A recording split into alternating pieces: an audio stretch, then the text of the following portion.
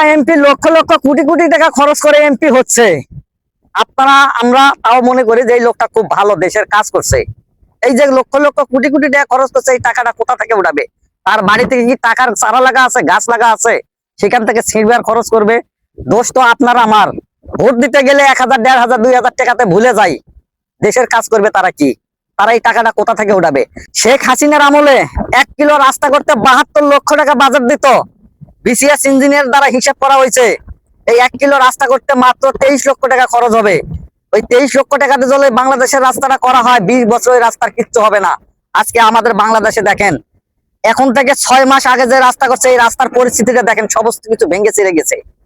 তারা 23 লক্ষ টাকা দিয়ে ওই কাজটা করে নাই। 23 লক্ষ টাকার অর্ধেক 13 থেকে 15 লাখ টাকা দিয়ে এই রাস্তার কাজটা করছে, কমপ্লিট দিছে। একটু করে পিচ ঢালে মানুষকে বুঝাইছে যে এই যে আমরা রাস্তা করে দিলাম, তাদেরকে টাকাটা উঠাইতে হবে। দোষ তো আপনার আমার, দেশের নাগরিকের।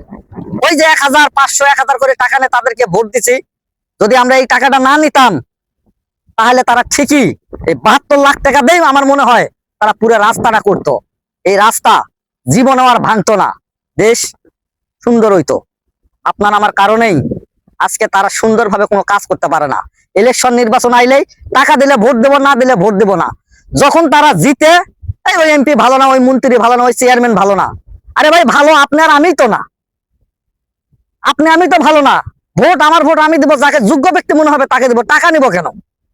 তাহলে তো তারা দেশের কাজ করবে। তারা লক্ষ লক্ষ কোটি কোটি টাকা খরচ করে এমপি মন্ত্রী হবে, আর আপনাদের দেশের আবার কাজও করে দিবে। হ্যাঁ, পাগলে ধরছে তাদেরকে। ভিডিওটা ভালো লাগলে শেয়ার করে দেবেন। আমি সব সময় উচিত কথা বলবো এবং হক কথা বলবো। কারো ভালো লাগলে লাগবে, না লাগলে না লাগবে, তাতে আমার করার কিচ্ছু যায় আসে না। সবাই ভালো থাকবেন, সুস্থ থাকবেন, আর ভিডিওটা শেয়ার করে দিবেন।